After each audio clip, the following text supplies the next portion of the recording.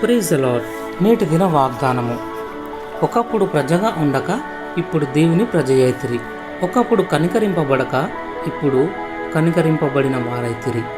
1 పేతురు 2:10 పరిశుద్ధుడైన దేవుని కొరకు మీరు ప్రత్యేకించబడాలి అని మనం చదువుకున్నాం. ఈ లోకంలో ఉన్నంతకాలం దేవుని నమ్ముకొనని అన్యులను కాదన్నట్లు ఉండలేం. కానీ నీవెక్కడున్నా ఒక ప్రత్యేకత కలిగిన వాడిగా ఉండాలి.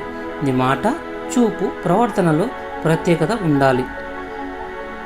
దేవుని ప్రేమించి ఆత్మీయ జీవితంలో పురోగమించాలనుకునే వారందరికీ ఇది వర్తిస్తుంది.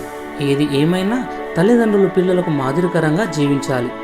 మీరు ఆశీర్వదించాలనుకుంటే అన్యుల ఆచారాలను, నమ్మకాలను ఆచరించవద్దని ఇశ్రాయేలును దేవుడు ప్రతిసారి హెచ్చరిస్తూనే ఉన్నాడు.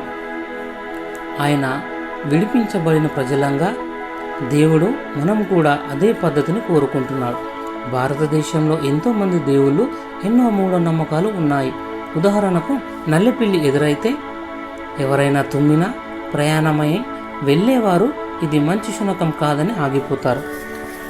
ఒకవేళ క్రొత్త ఇంటిలోనికి వెళ్ళాలనుకుంటే వాస్తు చూస్తూ ఉంటారు.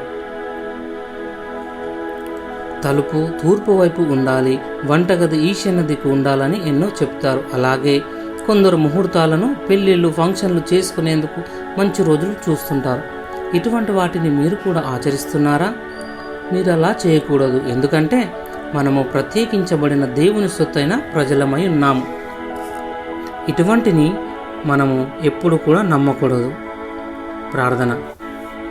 నాయనా తండ్రి, చీకటి నుండి నీ ఆశ్చర్యకరమైన వెలుగులోనికి నన్ను ఒక ఉద్దేశంతో తీసుకువచ్చావు. నేను ఈ లోక ప్రజల వలె కాక ప్రత్యేకించబడిన వాడిగా ఉండాలని కోరుచున్నాను. అలా ఉండుటకు నీ కుమారుడైన యేసుని కృప కొరకు వేడుకుంటున్నాను. యేసు ప్రభుని నామంలో ప్రార్థిస్తున్నాను. ఆమేన్.